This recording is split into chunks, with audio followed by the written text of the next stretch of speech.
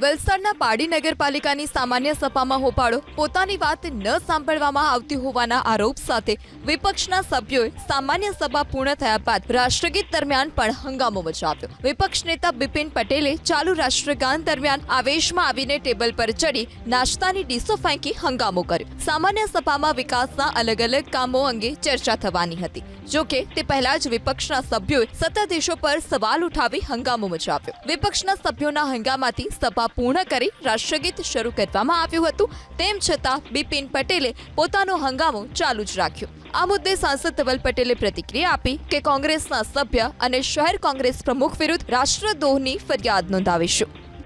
પાડી સામાન્ય સભા પતિ ત્યારે આપણું જન ગણ મન નેશનલ એન્થમ ચાલી ત્યારે બધા ભારતીય જનતા પાર્ટીના સભ્ય અને ત્યાં બીજા કર્મચારી પણ હતા, એ જન ગણ મન ચાલ્યું ત્યારે એ ઉભા રહી ગયા હતા। પણ કોંગ્રેસના પાડી શહેરના પ્રમુખ એવા બિપિનભાઈ પટેલ અને એની સાથે એક કાઉન્સિલર પણ છે, ત્યારે એમણે ધમાલ મચાવી, ટેબલ પર ચડી ગયા અને જ્યારે જનગણ મનને રોકવાનો પણ એમને પૂરો પ્રયાસ કર્યો। એ બતાવે છે કે કોંગ્રેસને ભારત વિરુદ્ધ એમના મનમાં અને એમના દિલમાં કેટલી ઝેર ભરેલું છે, કેટલી ખરાબ માનસિકતા આપણા ભારત દેશ માટે છે, ભારતની નેશનલ એન્થમ માટે છે, કે જે ભારતની નેશનલ એન્થમને પણ અગર રિસ્પેક્ટ નહીં આપી શકતા હોય તો ભારતને શું રિસ્પેક્ટ આવશે। પણ આ કારણ મુખ્ય એ છે કે જ્યારથી રાહુલ ગાંધી અને સોનિયા ગાંધીએ કોંગ્રેસ સંભાળી છે ત્યારથી જે ભારતના વિરુદ્ધ એ સૂત્રોચ્ચાર કરે છે, ભારતના વિરુદ્ધ જે ગતિવિધિ કરે છે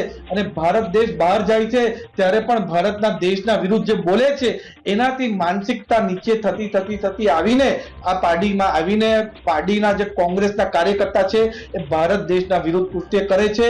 એની અમે ઘોર નિંદા કરીએ છીએ અને નિંદા જ નથી કરતા, પણ આના વિરુદ્ધ કડકમાં કડક કાર્યવાહી થાય પોલીસમાં, એની પણ અમે પૂરું અમારી ભારતીય જનતા પાર્ટીની ટીમ એ જોવાની છે। એમની પર રાષ્ટ્રદ્રોહનો ગુનો લાગવો જોઈએ, કારણ કે આપણું જ્યારે નેશનલ એન્થમ ચાલતી હોય ને ત્યારે આ રીતના એને અટકાવવાનો પ્રયાસ કરે, ધમાલ કરે, કોઈ પણ સંજોગોમાં ચલાવવામાં આવશે નહીં।